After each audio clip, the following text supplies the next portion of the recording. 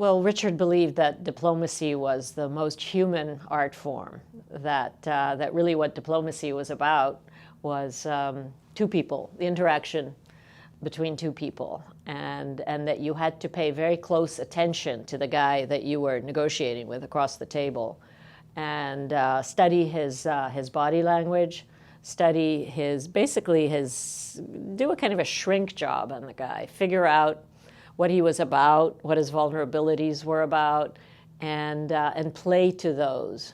And it was often compared to jazz by Richard, diplomacy, that it was really improvising on a theme, and that you really couldn't rush it. You really couldn't just parachute into a war zone and get to the head guy and start talking. You had to get to know your interlocutor. And these people tend to be not the nicest people in the world, because we don't need to negotiate with our friends for the most part. We have to negotiate with some of the really worst of the worst.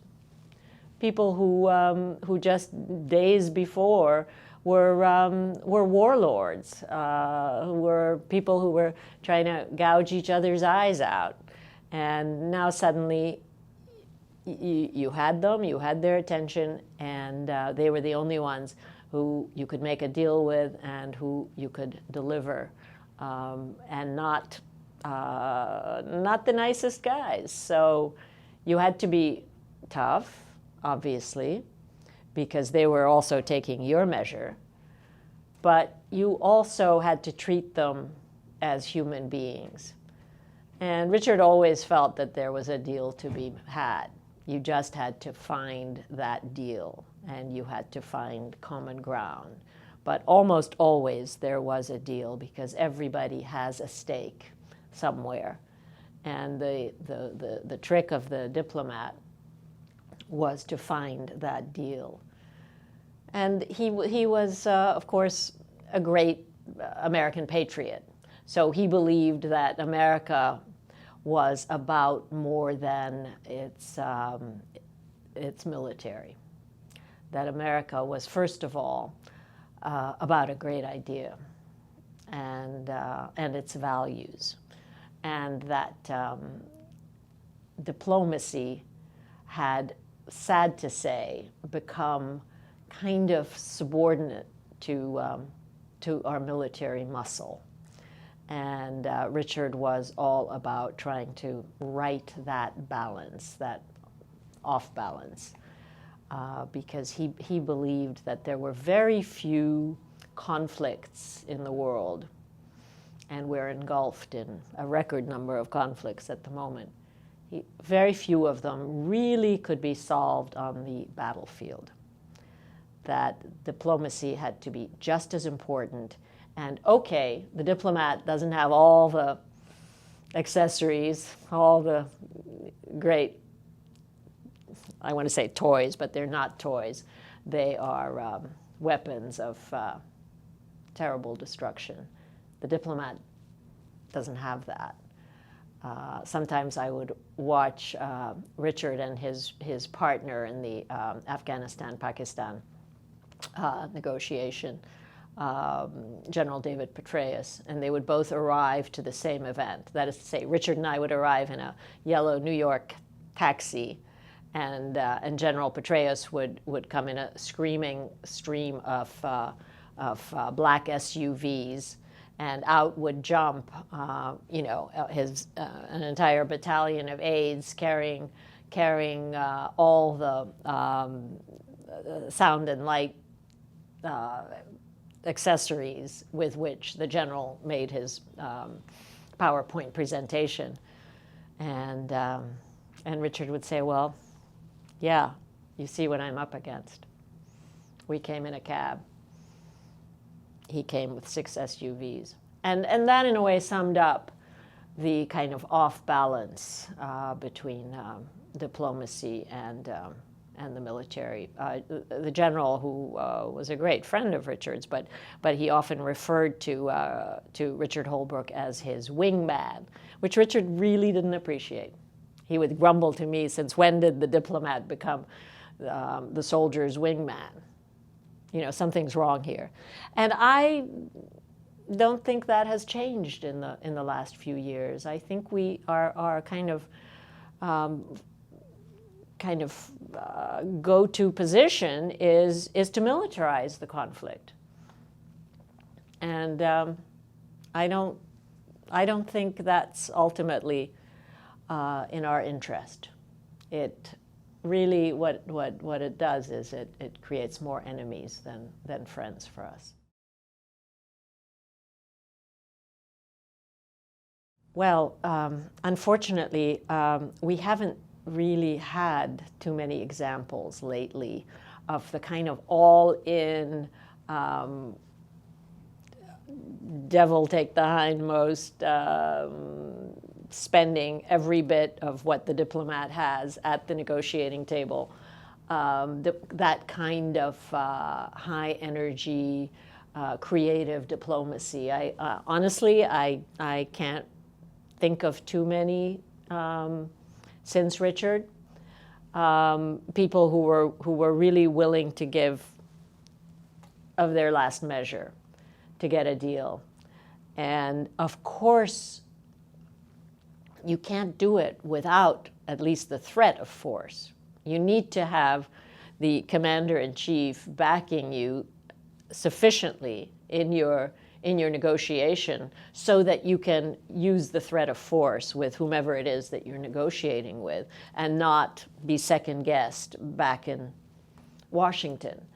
But you need both. You need to have, in one hand, the fighter jets, and in the other hand, the carrots, which are recognition that you're dealing with a human being, recognition that this party too has his or her interests, a kind of a respect for the other guy's position, even if he's dead wrong. But still, you have to hear him out. You can't impose our agenda without giving a fair hearing to the guy across the table, because otherwise the deal won't stick. And the other thing you can't do is lay down too many conditions before you get the guy to the negotiating table. I thought that announcing that Bashar al-Assad had to go as our starting position was a mistake.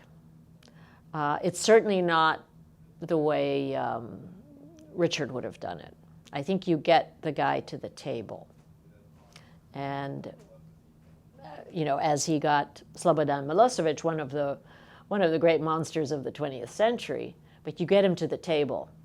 And he ended up ultimately in The Hague and ended up ultimately doing jail time, which is where he died. But you have to give the man a stake in ending the conflict.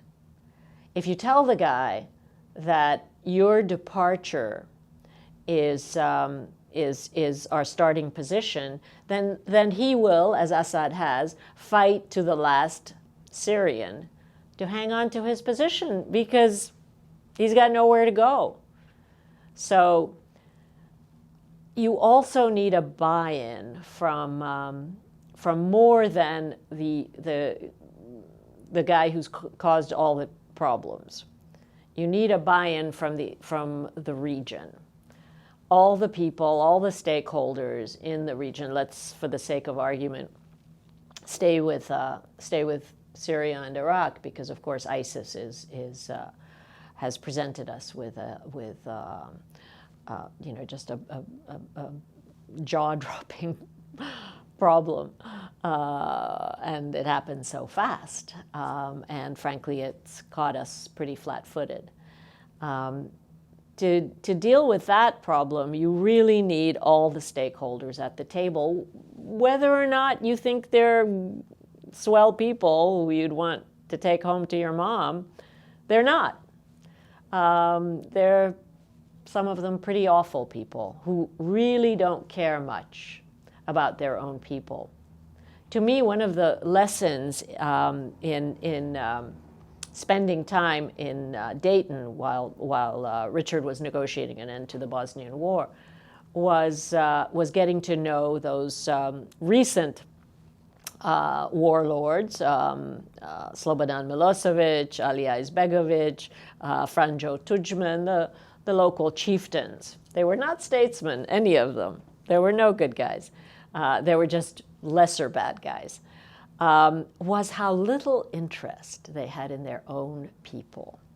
And occasionally Richard would say to me, you know, this guy's being impossible, I can't get anywhere. Why don't you take him for a little walk and get him to talk about the future he sees for his children and his grandchildren.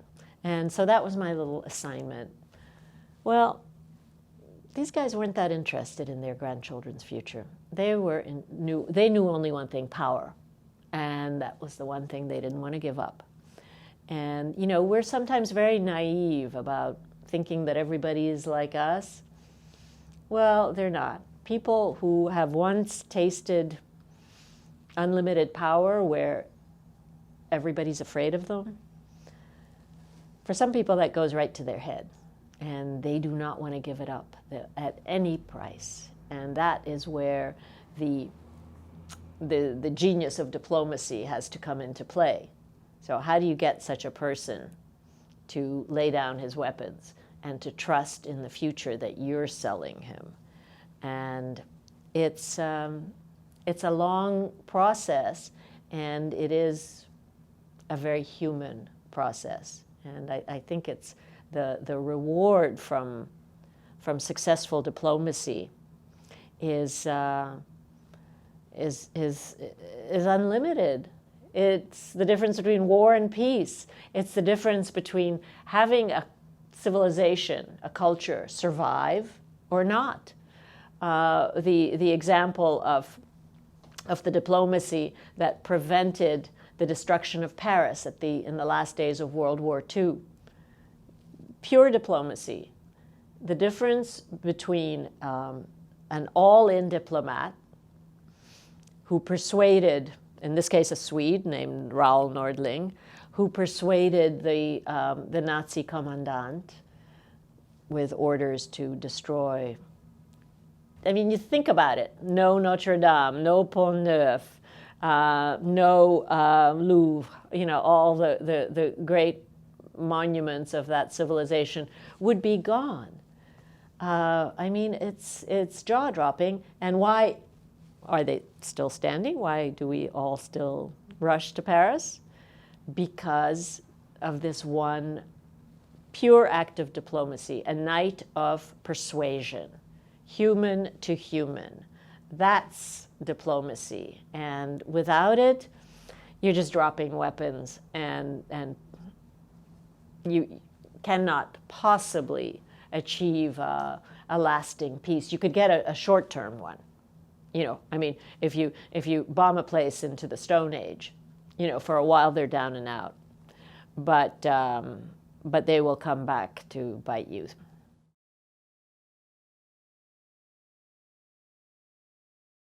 Well, Richard's brand of diplomacy was to get a regional settlement. So all the players were brought to Dayton. Why Dayton? Kind of an odd site, you know, instead of Paris or Geneva or Vienna, the usual sites, because he wanted it to be an American-centered peace, and he wanted to isolate these people. So he needed, it was at Wright-Patterson Air Base, so he needed a place from where they couldn't escape. They were virtually prisoners. And also very important, away from Washington, away from the press corps. There were, I don't know, thousands of journalists who were right outside the barbed wire, just waiting for any crumb of news. And the news came at the end, big news. But if the news would have been leaking out during the negotiation, then it would have cratered the talks. Also, if it had been in Washington or in its vicinity, then there would have been a whole lot of kibitzing and second guessing from the White House, from the State Department. You've got to have faith in the man that you assign to the job of ending a war.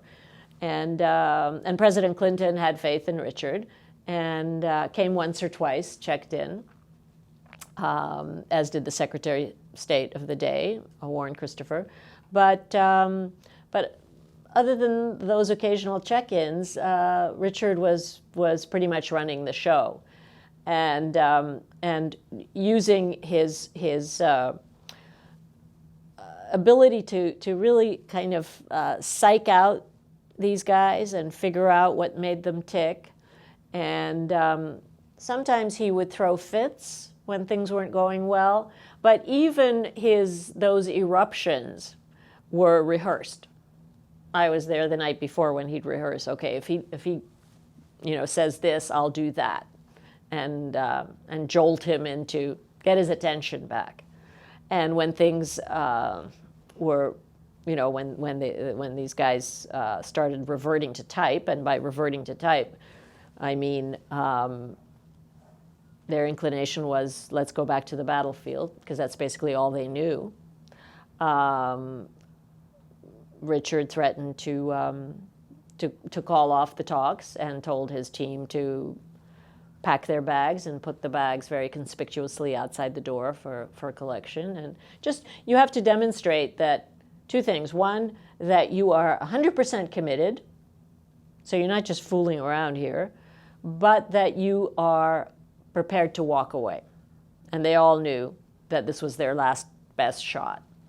And this takes, you've got to be able to spend everything you have, emotionally, intellectually, professionally, because the whole thing could blow up in your face. And if the diplomat takes that kind of ownership of a negotiation, and it fails, as the Bosnian peace talks nearly did, then you take the hit, you as the negotiator. And the unfortunate thing is that people are so, maybe understandably, it's human, we all care about our careers a whole lot. And I quite frankly, I don't think for Richard it was about his career. I think he saw a historic opportunity for America to play the kind of role that it rarely plays. Add to that it was a chance for America to be on the side of a Muslim nation. The Bosnian Muslims were the ones who were being besieged by the Serbs, Orthodox, and it was. I think it did the United States proud to have been able to literally end a war that was taking place in the heart of Europe in the 20th century, only a few decades after we announced never again.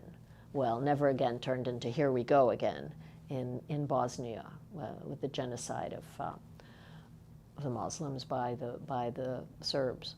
So it was a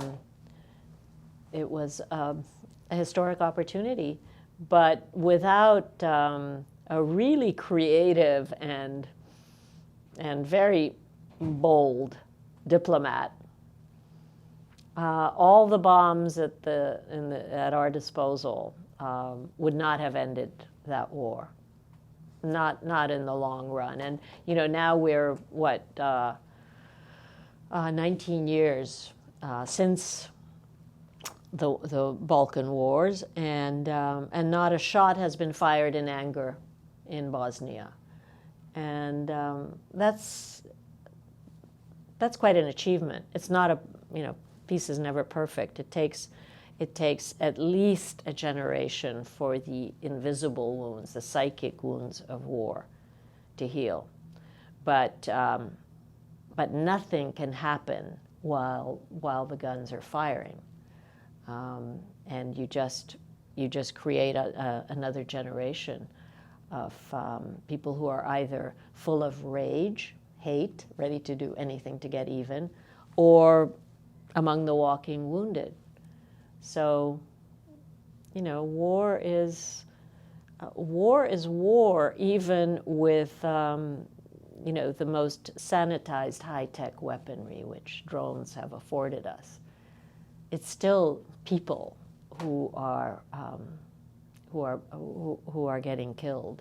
It's almost inevitable that there will be collateral damage. Such a terrible term for loss of life, but that's what the military calls it, collateral damage. And every time a drone drops its mother load, there are innocents who die with it. And I am not saying that we can't use drones, but we can't only use drones. We need to deploy our diplomats for a long-term solution to all of the problems that we're facing. And we need to build up these human connections between ourselves and these people who really don't know us except as the country that dispatches these terrible weapons. You know, just imagine what it must be like to see those things coming overhead on a blue sky that suddenly turns into a Holocaust. I mean, it's, you know, let's not kid ourselves. It's not a clean thing, war with high-tech weaponry. I don't think we've focused enough on that, and I don't think that we've focused enough on the fact that that we have a very off-balance foreign policy, and that we've weaponized and militarized our foreign policy.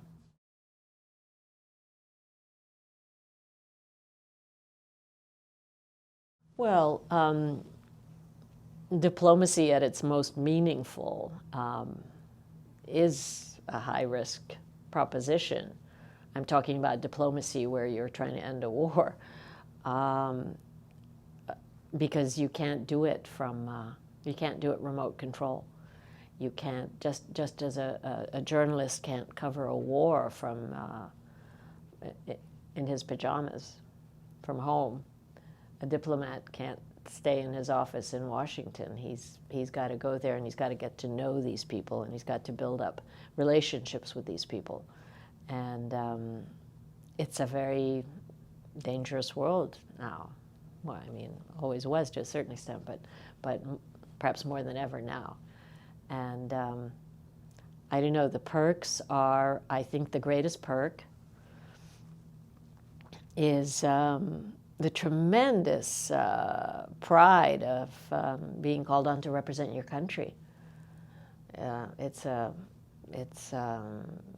an almost indescribable experience. I mean, I remember going with Richard on an 11-country Africa tour when he was ambassador to the United Nations, and landing in Bamako, capital of Mali, in the middle of the night, and coming out of the plane with the United States government markings, and I just thought, wow, this is so great, and you know, that I'm a refugee myself from Soviet-occupied Hungary, and to be able to, you know, represent a country that took my family in before we spoke any English or had anything to offer. It was a tremendous, tremendous feeling. And that trip, that 11-country trip, resulted in an amazing thing. And that is that for the first time, the United Nations Security Council dealt with a health issue, namely AIDS.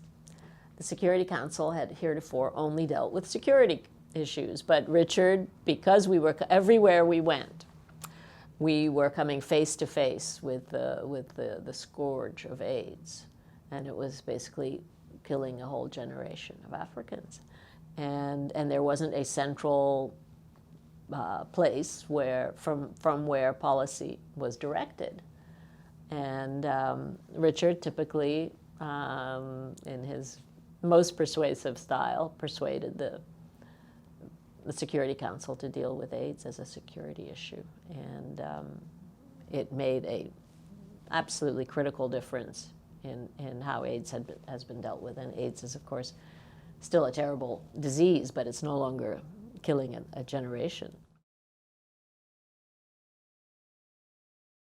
It was at the it was a terrible accident. It was an accident of war, although it was on a road, but it was a road that was treacherous and deliberately unmaintained to prevent people from driving into Sarajevo.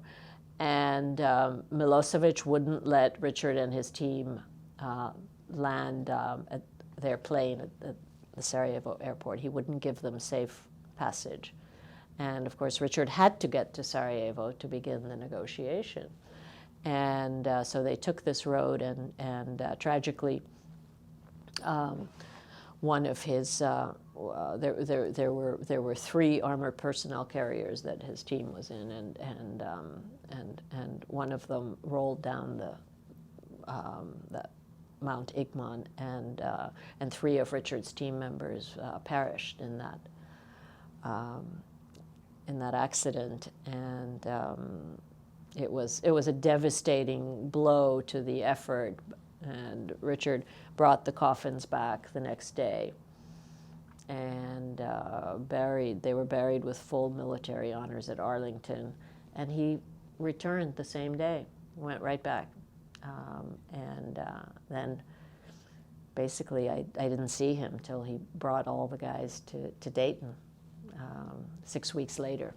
But if anything, this accident, which was deliberate, so actually not really an accident, was meant to discourage diplomacy, the negotiation. But it achieved the opposite. I think he was brokenhearted because these guys were his dear friends, but also very angry, and that, I think, doubled his determination. Well, I mean, you know, when you're negotiating in a war zone, there's no amount of security that is going to guarantee you safe passage.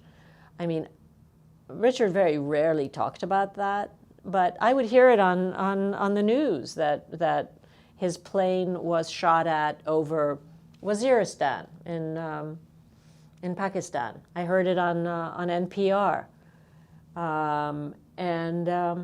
you know, I would say to him, you know, how can you do that? How can you fly into Waziristan while they're shooting? And he said, how do you think I can do my job? I mean, you know, you can't have illusions about who I'm trying to reach and how little interest they have in having me land there. In this case, it was the Taliban, but other times it was the Bosnian Serbs who were shooting. So, you know, diplomats have to take risks, and that just comes with the territory. I mean, when I got the call that there had been this terrible accident on Mount Igman, that was my first exposure, because we'd been married for 6 weeks, and I got the call, you know, at the worst time of day, about 4 a.m., you know, and the news is never good when the phone rings at 4 a.m., and it was the State Department operator saying, Mrs. Holbrooke, there's been an accident. And I just thought, oh my God, I mean, this is my life now. And it was.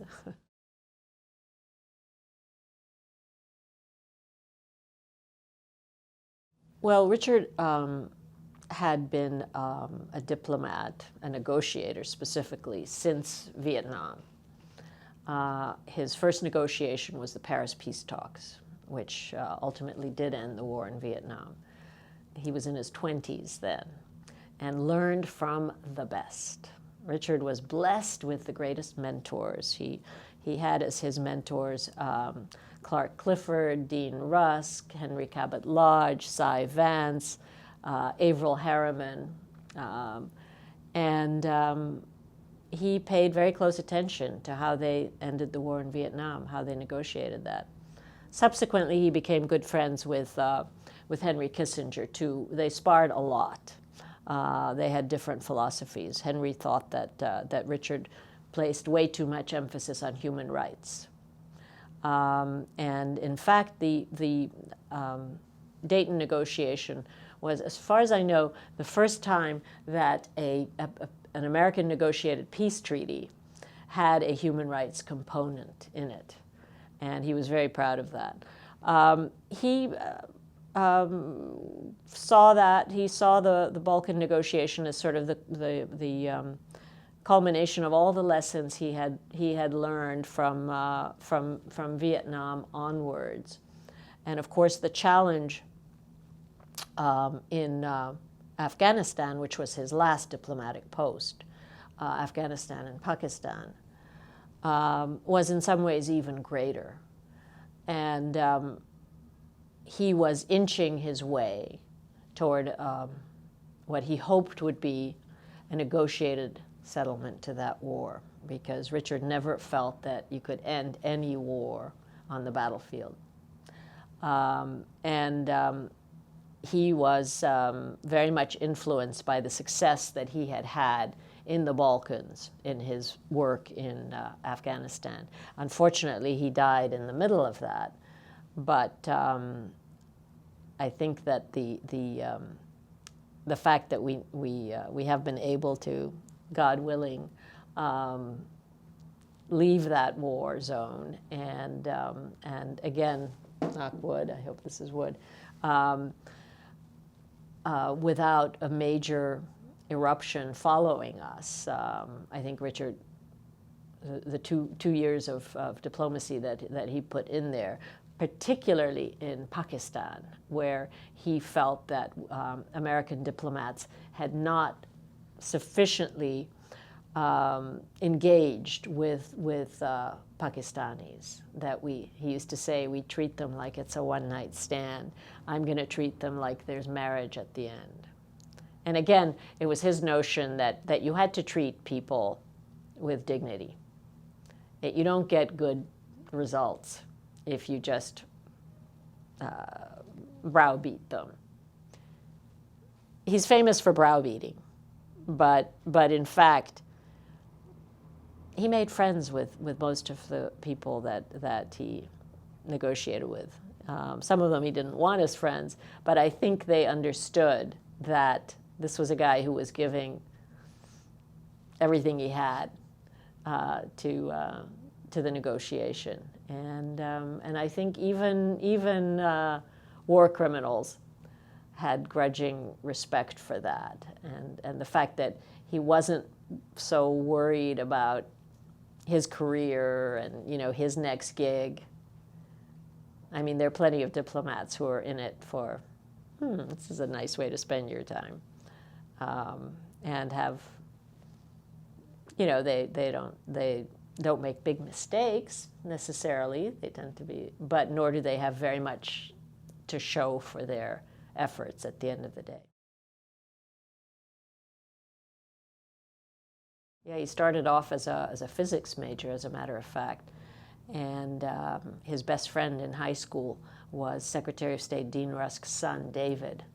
And Richard's father died when Richard was quite young, and so Dean Rusk took a real interest in the teenage Richard and said, son, you're a pretty smart fellow. You ought to take the Foreign Service exam. Richard didn't even know what that was.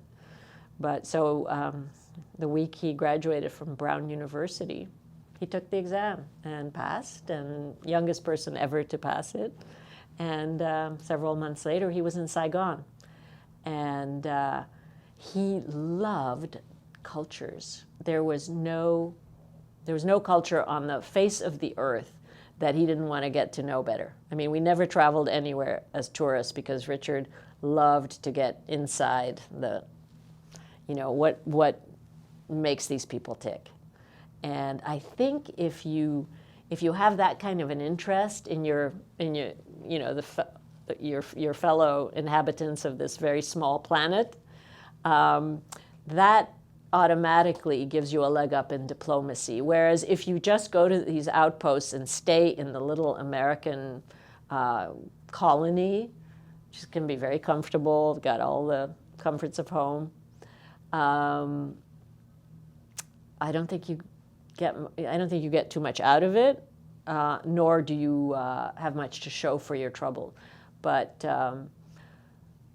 I must have traveled with him to about 30 countries, and everywhere people knew him, but in a personal way. I mean, I remember walking into the Chinese Foreign Ministry in Beijing, and people would come out of offices and give the guy a big hug.